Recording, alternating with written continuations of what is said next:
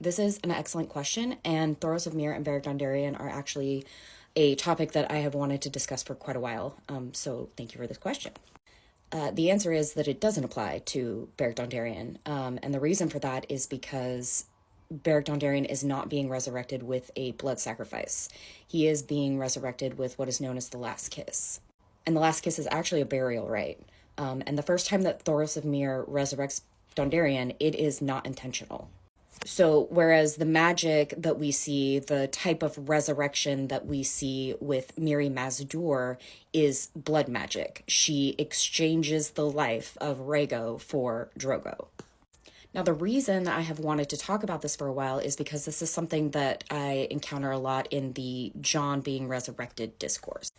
I am as positive as one can be without the book Winds of Winter being given to us, that Jon will be resurrected and that resurrection will come at a cost.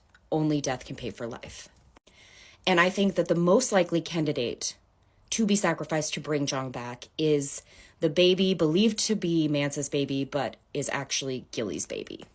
Because that action, the baby swap, will bite Jon in the ass. And I think that Melisandre using that baby to resurrect Jon is one of the most ironic things that George R. R. Martin could do with Jon's resurrection. Other candidates include Ghost and Shireen Baratheon. I don't subscribe to Shireen Baratheon because I believe that she will be sacrificed in a completely different context by Stannis himself. Now, every time that I have made content around this topic of Jon's resurrection and the sacrifice that I believe is inevitable, I get pushback, and Beric Dondarrion and Thoros of Myr are usually what that pushback entails. Basically suggesting that because Thoros of Myr has been able to resurrect Beric Dondarrion with the Last Kiss versus blood magic, that Melisandre will be able to do the same thing with Jon, that she won't even need a sacrifice. Number one, Melisandre is bloodthirsty. She is looking for people to sacrifice to the Lord of Light. Like, this is her thing. There's even a quote in one of Jon's chapters, the chapter in which he convinces Gilly to swap out her babies, in which he says, the time will come when Melisandre wants to wake dragons from stone and will need a sacrifice. Which, again, the irony that then she uses that baby to wake Jon, because she will think that he's the next Azor Ahai. Spoiler, he's not. Okay, so the number one rebuttal I have for the what about Beric Dondarrionisms that I encounter.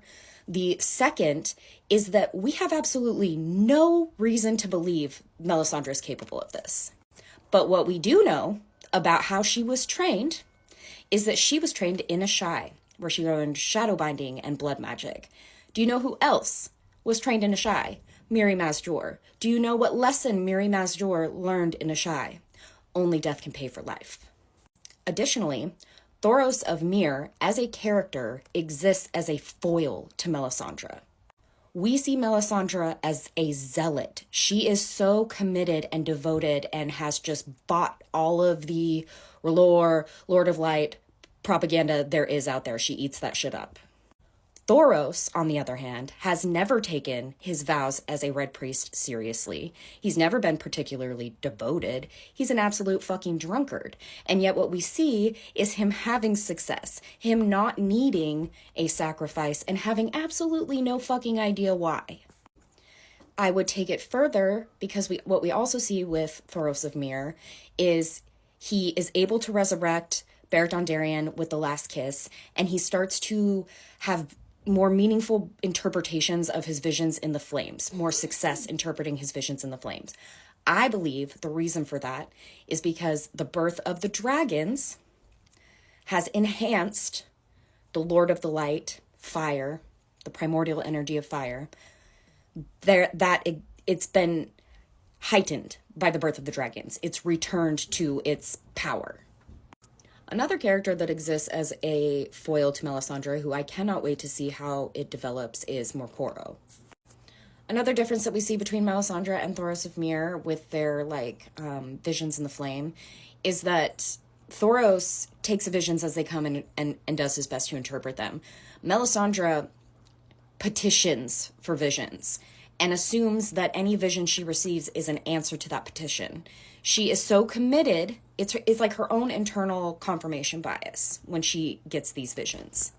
We don't see that same confirmation bias with Thoros of Myr because he's not trying to force a narrative, force a prophecy.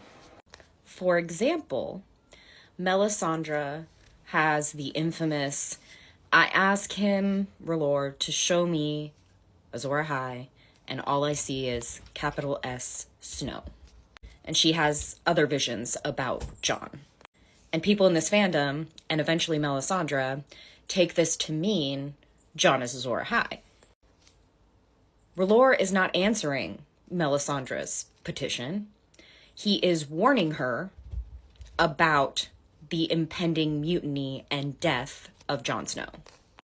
But Melisandre can't see a message within a vision clearly because she only wants to see one thing. Melisandre's entire function in the story, in the narrative, is to be a cautionary tale of prophecy, forcing prophecy, internalizing prophecy, knowing prophecy. Which again is why it's so vital that Daenerys fulfills the prophecy organically.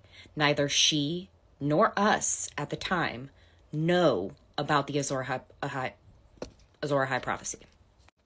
As usual, all things come back to Daenerys, but I do believe that I addressed the question that was asked, which was how does the video that I had on blood magic and blood sacrifice apply to Beric Dondarrion, in which the short answer is it doesn't, because that's not a blood sacrifice. Now, Thoros resurrecting Beric Dondarrion never requires a blood sacrifice. Thoros has no idea why that is. But later, we do see him needing death for life. And that is when Beric Dondarrion exchanges his life for Lady Stoneheart's. So every time that Thoros had resurrected Dondarrion, he had done it with the last kiss. And it didn't require only death can pay for life. I think part of the reason why Lady Stoneheart's resurrection required an exchange is because of how far gone her body was and how long she had been dead. And going back to this theme of a sacrifice kind of having an even output to the input, you can see that with Beric Dondarrion and Lady Stoneheart because he's been resurrected many times and he says he comes back a little less every time. And Lady Stoneheart is not what you would call alive.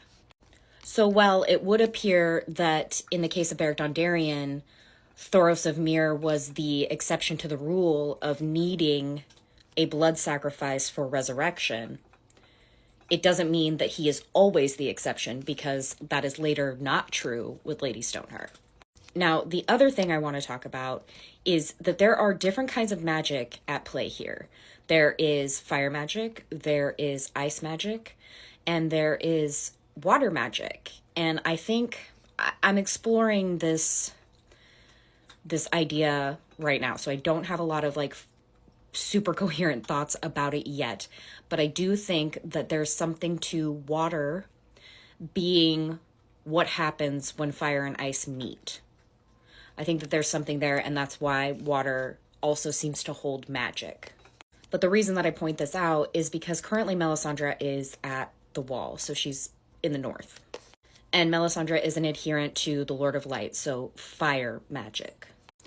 According to the lore that we have, Queen Alysanne took Silverwing to the wall, and 3 times she tried to take Silverwing across the wall, over the wall.